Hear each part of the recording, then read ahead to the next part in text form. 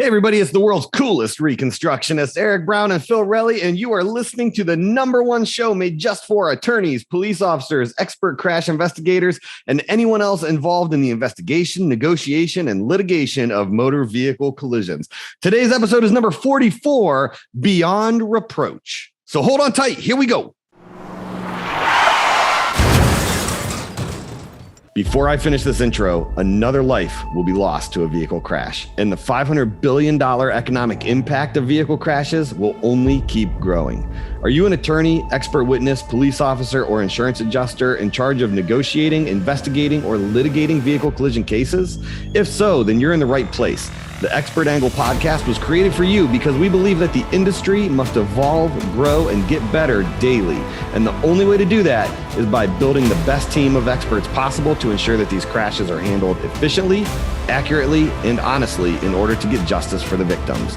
We're Eric Brown and Phil Relli, and this is the Expert Angle. Welcome back to the show, everyone. This episode of the Expert Angle podcast is brought to you by Virtual Crash Accident Reconstruction Software. If you are tired of having to purchase, upkeep, and run multiple programs during an investigation, Virtual Crash is the cure. With Virtual Crash, you can build 3D environments using your actual scene data. You can simulate, animate, and create awesome visuals. You can also use the new momentum analysis tool for vehicle motion. Basically, Virtual Crash is the complete accident reconstruction software solution. Visit vcrashusa.com today to download your free trial or schedule a live one-on-one demonstration. So, Phil, here we are, a special episode today that was actually so important to the two of us that we are both filming this on location. So if you're watching the YouTube episode, you get to see my awesome hotel room that I'm stuck in because I'm snowed in Dallas, Texas, i.e. there's snowflakes falling from the sky, but none really accumulating on the ground. And Phil is in his room in Columbus, I think. So yep. Coming to you guys live. But Phil, this is a topic that I feel like needs discussed because it's come up now a few times in the last few weeks. And it really, it's all about the belief that some things are beyond reproach. Right. Mm-hmm. There are just some things that we can't question. And I don't know about you. I think that's baloney. Yeah. I think anything, you can question anything. I thought you were going to whose feathers get ruffled when you question. I thought you were going to say anything I have to say generally is baloney. So it's questionable. I appreciate you playing nice. Thanks. So, but yeah, and so I want to throw out there this kind of story that illustrates this. And anybody listening, don't take this political. This is not a political story. It's a political person that said it, but we'll leave their name out. And this is not an injection of politics at all. We're focusing solely on the comment. Okay. But a very prominent political figure currently in our country stated the other day, and he said, well, I represent science. And so to question me is to question science, and you can't question science. And I think that theory is the current theory. If you look around the world currently, I feel like that's the general feeling right now, but I feel like that's flawed. It's a bunch of crap. I mean, it's kind of, it's how things change, especially kind of in the field of what we do. It's exactly how things change, and techniques are enhanced or improved, or new techniques are developed. It's exactly by doing the opposite of that comment. Yeah. There's always somebody searching for the better way to analyze something, look at something, come up with, a variable or test a variable, or the theory about how current variables are applied, or are they still relevant, and so on. I mean, there's, things that have been used in the industry for decades, because we've always used that. We've always used that number. We've always used this. We've always used that. And the 1.5 seconds. And I won't even say. I was just going to say, that's such a good, that's such a good point. Everybody, not everybody, but there's so many people out there that automatically default to 1.5 seconds. And that's just the industry standard for perception response. You gotta quantify that. And it's not, but when you question people on it, and I'm not saying 1.5 doesn't apply, it may in certain circumstances, but it's not a blanket application for every scenario. But again, as soon as you question that, people, their feathers get ruffled and the Kleenex stock goes up because people are purchasing lots of Kleenexes. Facial tissue. Kleenex is a name brand. What if it's someone, maybe they're not using facial tissues? Okay, fair enough. So, well, then they wouldn't be using Kleenex. Shut up.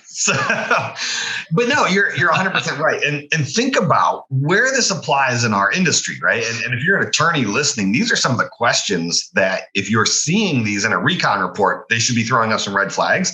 And we're not saying that they don't apply. They may. Some of these variables may apply to your crash, but you can't blanket apply anymore. I think that's the whole thing, is we can't blanket apply.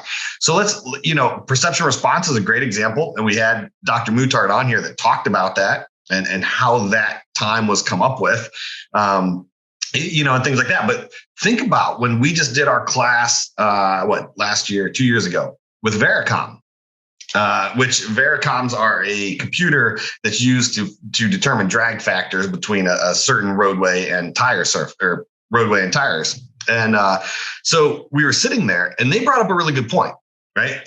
For so long, if you look at our published data for drag factors, what's an average drag factor for asphalt, Phil?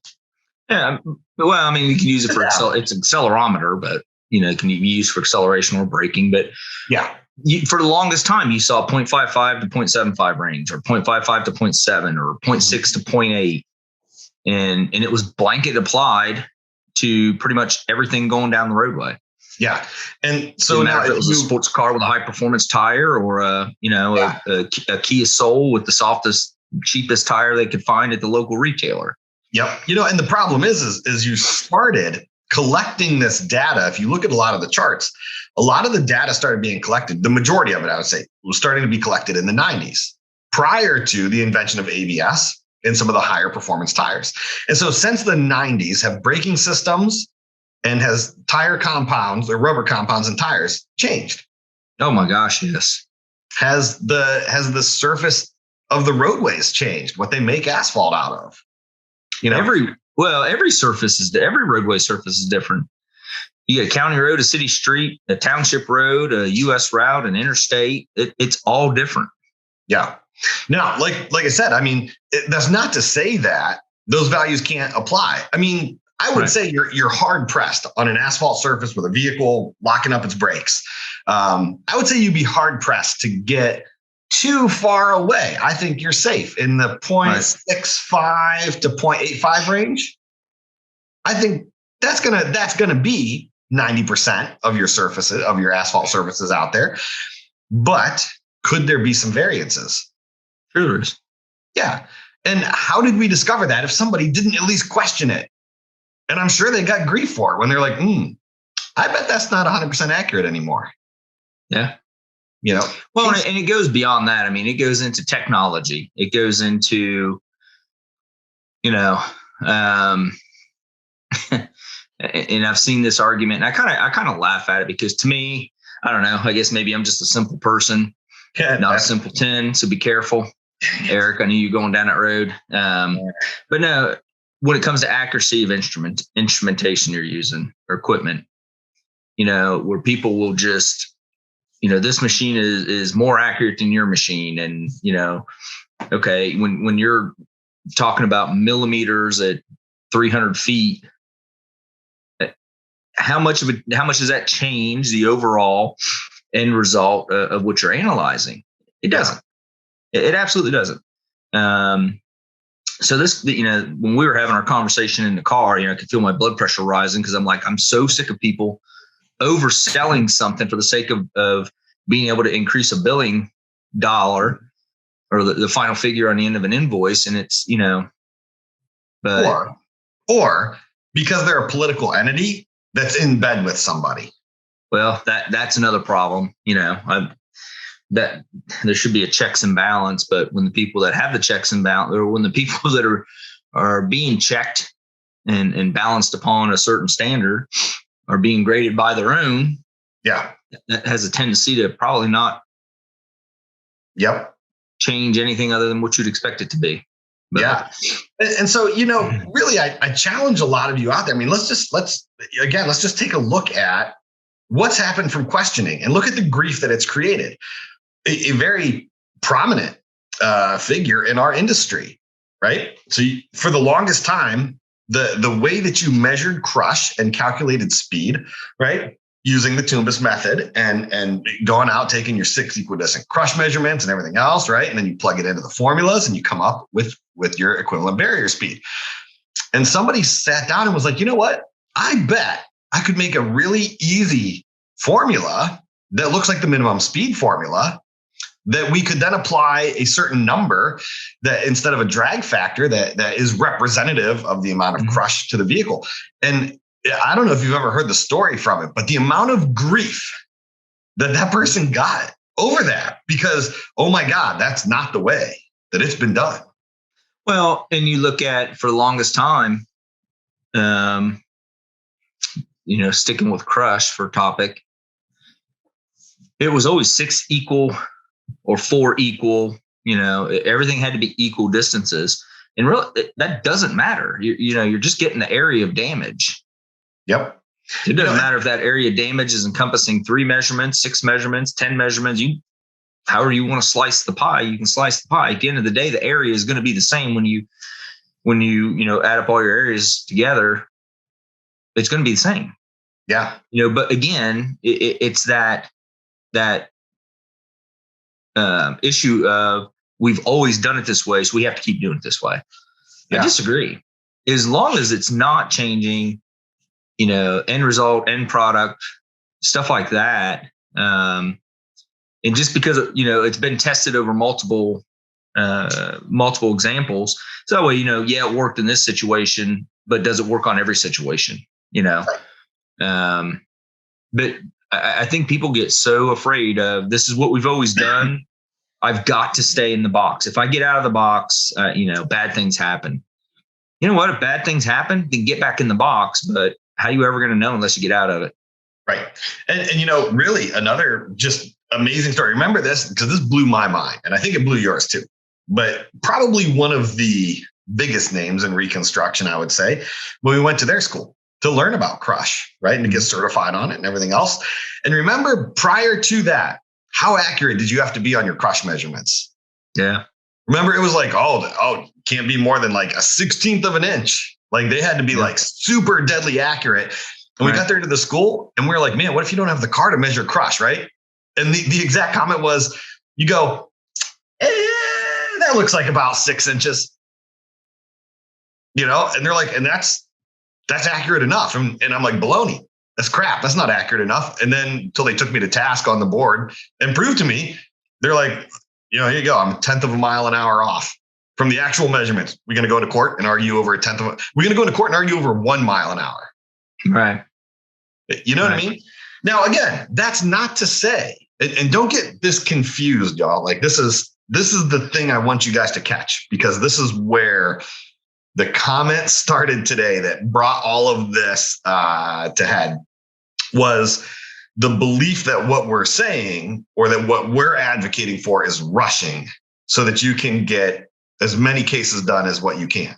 And that's not at all what we're advocating for. That's not what we're telling you to do, right? In fact, what we're telling you to do is to do it right, be as accurate as possible, right? But don't ignore new technologies, new trends, new ways of doing things just because the old method worked. Yeah, we get it that the old method worked, but guess what? The new method might also work. Mm-hmm. So you can't discount that. There's nothing wrong with looking and doing something new, as long as you can back up what you're doing and you can validate what you're doing. That's the secret, is validate. And to flip that the other way, there's also the argument that floats around out there quite regularly where, and this is specific to hardware, when a new piece of hardware comes out, or it's a current piece of hardware being used in a totally different industry, all of a sudden, because maybe sales have come down, or somebody has figured out a way to get it to apply to a different field or different industry, they do it. The jumping on the bandwagon that is now the only technology, that produces the best results. Well, no, it really doesn't. I mean, the only difference is time and quality. Yeah. Now, I guarantee you could go with, 5 or 6 100-foot steel tapes and a number of 35-foot steel tapes from your local hardware store and some paint or some crayons and whatnot, and go measure the same scene the old-fashioned way, and round, or not round, but you may, have quarter and 1/4 inch incremental measurements. And this machine or technology is doing it down to the millimeter or centimeter or whatever it is. And people are going to argue that, this is so much more accurate. Yeah. Okay. Well, and actually it's not. I mean, at the end of the day, when it all calculates out, we're going to, like you said before, are we really going to go into a courtroom and argue over 0.5 mile an hour? Right. And you know what? I'm going to ruffle some feathers. You ready to ruffle some feathers? We're going to get some hate mail. Y'all make sure you address your hate mail to Phil Relli at Crash Technology. Anyway, because I'll respond to every one of them. I do. I try to. He really takes the time and respond. But no, you know what? You actually just brought it up, right? And you caught yourself because it's the way it's always been done, right? Yeah. And you stopped yourself from saying round, right? Yeah. And why don't we round? Oh, that's the way it's always been done. But remember, actually, ever use 30DF? If you have, guess what? Yeah. You already rounded. You already rounded. So rounding is acceptable if done properly. But again, validate. Right. But the person who challenged me a little bit today on this whole thing, that's exactly, think about their mindset is that you don't round because that's the way it's always been done. Right. I don't know. I know we're kind of all over the map with this, but it frustrates me that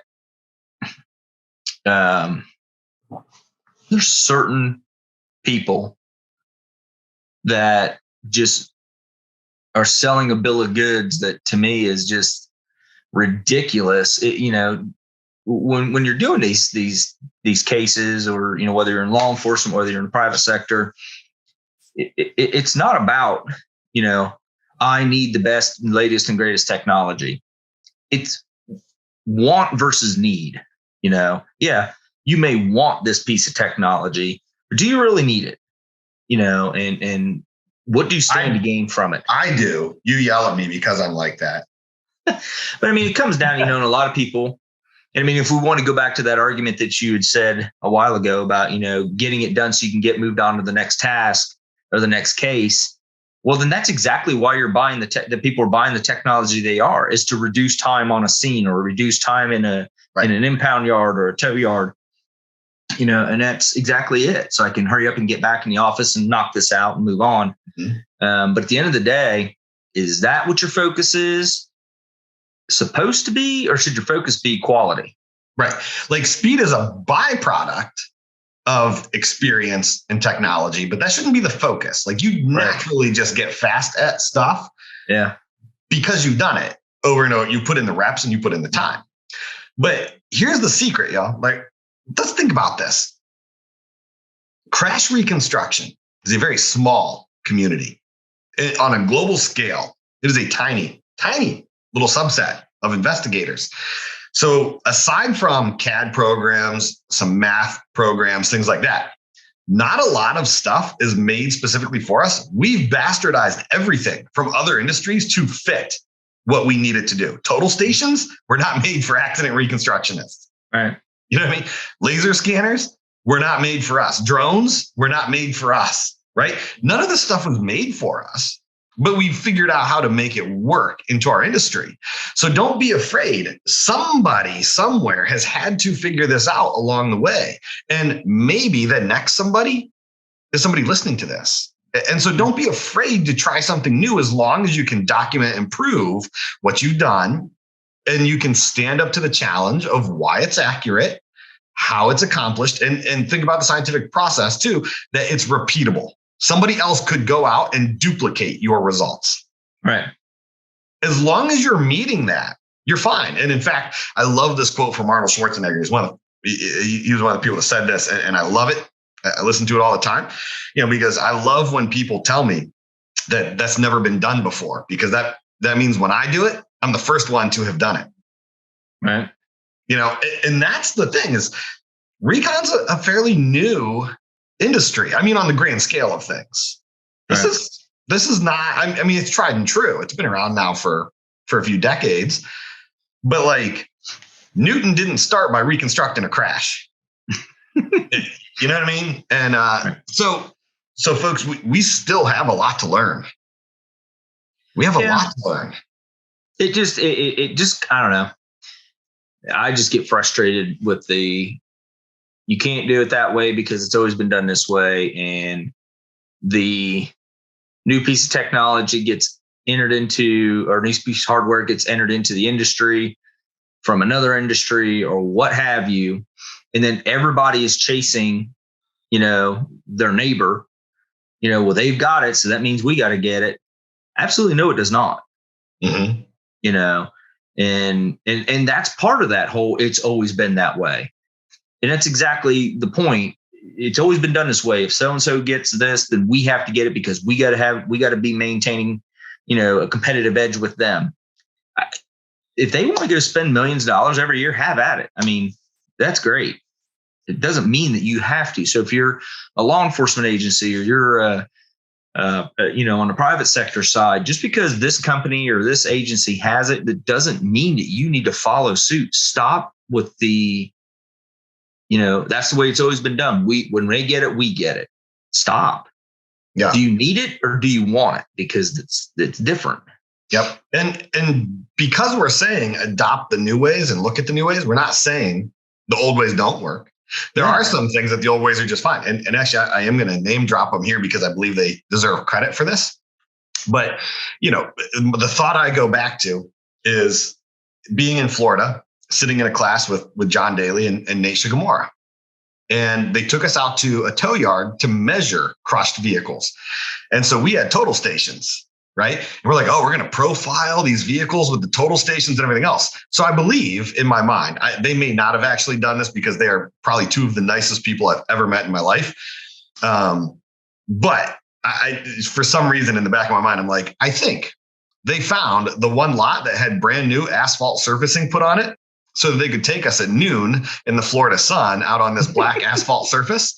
And they're like, here you go, set up your total stations and profile these cars. And let's see what the crush is, right? And so before we could even get the total station set up, they get out a couple of carpenter squares, a plumb bob, and like 3 tape measures, took some crush measurements, and we're gone, like sitting in the shade.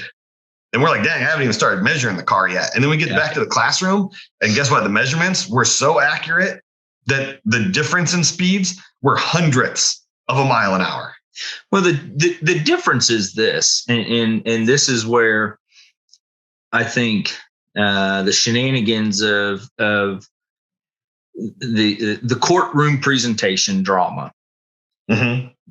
That's where the individual, and it's two different approaches. So you're gonna have the individual that does it the very quick, down and dirty, simple way and comes to this answer.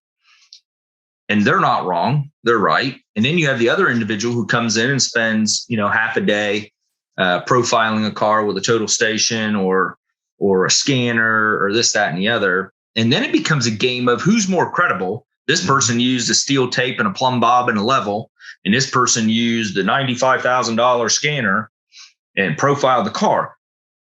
In all fairness, 60 grand.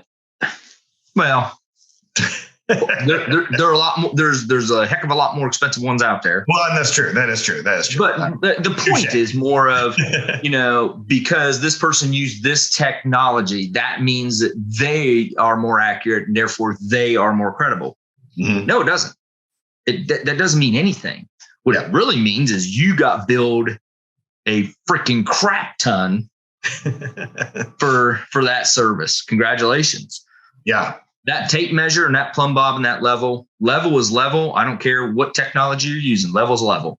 Yep. An inch is an inch. Doesn't matter if it comes from a scanner, a total station, or a steel tape. An inch is an inch. As long as you can verify that what you did was accurate. Right. But that's what it really comes down to. It comes down to a dog and pony show about perception and credibility in front of a jury. Mm-hmm. Now, is that true though? To some extent, it is. To some extent, not every time. There is a wow factor in court. So, I mean, I'm not going to completely discredit that. Right. But there's some things too that a juror just doesn't care about. They don't care. You know what I mean? And there's some things that they might not understand. Like, yeah, that's great that your 3D scan vehicle looks amazing. And folks, I'm not discrediting that. We scan our vehicles in 3D as well. Okay. So I'm not discrediting it. Okay. I'm just saying it looks great, but explain that to a juror and then explain, hey, I took 3 tape measures, created a rectangle around the front end of my car, and then used a plumb bob that you see every carpenter in the world use to make sure walls are straight up and down. And I took some crush measurements. Yeah. Which one is the juror going to understand? At the end of the day, there's so much technology that's out there. Scanners, total stations, this, that. And you just keep going. You start on one end of the spectrum is the best of the best with technology. And the other end of the spectrum is the steel tape and contractors crayon and so on. Yep. That's the broad spectrum range of tools in the industry that can be used. Don't pigeonhole yourself that in order for me to be accurate because so-and-so or because this company or that company is using this end of the spectrum, that's the only place to be on that range in order to be considered credible, be accepted as credible, or proven credible. Anything in between there will work if you apply it correctly, analyze it correctly and do everything the way it's supposed to be done, and you validate your work. Yeah. How you get the numbers, you can use whatever tool that's in that spectrum. And you know what? I'm going to plug a future show coming up here.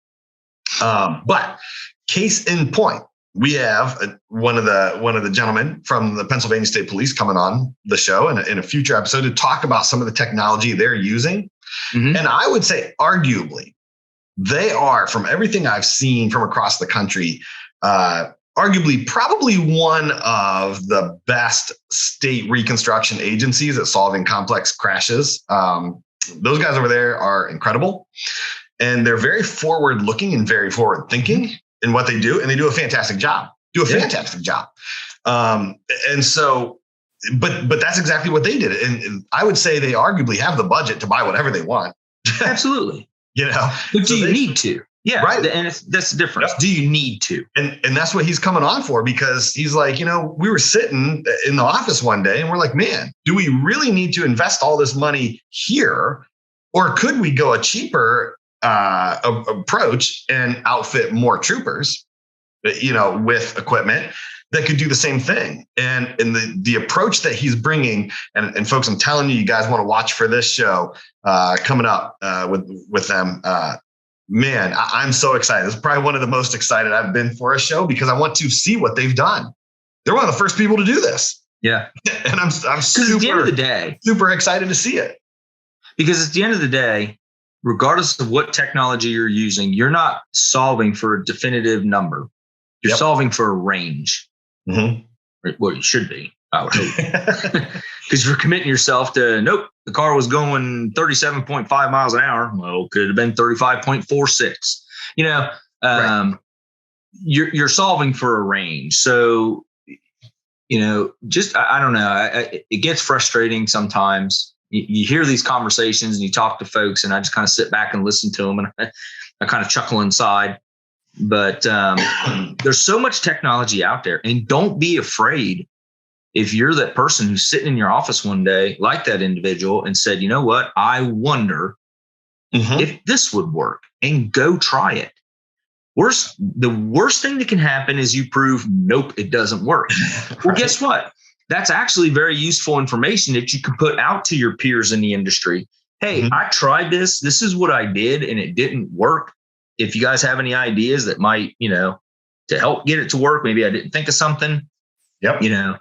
So don't be afraid to see a piece of technology and be like, yeah, there's nothing. That's how we got to where we're at in everything. Yep. And so to kind of just pivot onto one final point before we beat this dead horse to even a more. Why is it going to be a horse? That's true. PETA's going to send us hate mail. Yeah. They already want Puxatawny Phil and Buckeye Chuck retired. Don't get me lying, man. Or don't get me wrong. After the winter we've had, I kind of want Puxatawny Phil too. So we're gonna put him on my mantle anyway. But no. So guys, you got to realize that we have to look at stuff, and I would make the argument on two different fronts. One, let's talk about law enforcement first. If you're a law enforcement officer or administration listening to this, okay. There's nothing wrong with embracing technology because you owe it to your officers, to your citizens, to your departments, to your cities, to everybody that you work for. You owe it to them to act in good faith and do things accurately and efficiently as possible by eliminating redundancy. Okay? Because we need to get roadways open.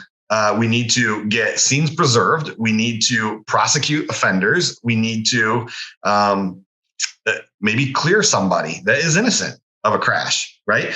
And so there's so much that goes into this. And so don't be afraid of saying, hey, look, let's try something that maybe can help improve the process. And on the civil side, that goes for the same thing, is we've got to eliminate the redundancy and stop billing simply just to bill. Right. Because I feel like a lot of the bills that we've looked at, and I had actually one of the instructors in Recon reach out to me just like 5 minutes before we started recording this. And he said, oh my God, he's like, what I have seen over the last year of some of these experts running their bills up with redundant costs that they don't need, or buying pieces of equipment or software that they don't need simply to make their bills more expensive. And that blew my mind that he said that, because think about what we've seen. And so if you are running an expert company, you've got to act just like I said with the law enforcement. You have to act in good faith, right? If you focus on the client instead of your bottom line, the money will come. It'll follow. Right. But do what's right for the client. Stop worrying about yourself. Worry about the client. Yep. Sometimes, I agree. And I guess my final thought is there's going to be times where staying in the box is exactly what you need to do because of whatever your situation is. Maybe in your particular situation that you're dealing with at that moment in time, because it's always been done that way, is going to achieve the results that you need. It's still efficient. You're still getting the right numbers, the right results. It's a tried and true methodology, and so on. There's going to be other times where you need to get out of the box, but you're terrified to do it. Get out of the box.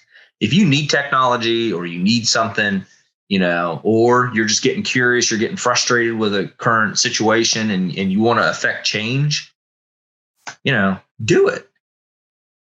Absolutely do that. Never be afraid to question the science, the methodology, the whole process. You may inadvertently stumble upon something that changes the industry forever for the good.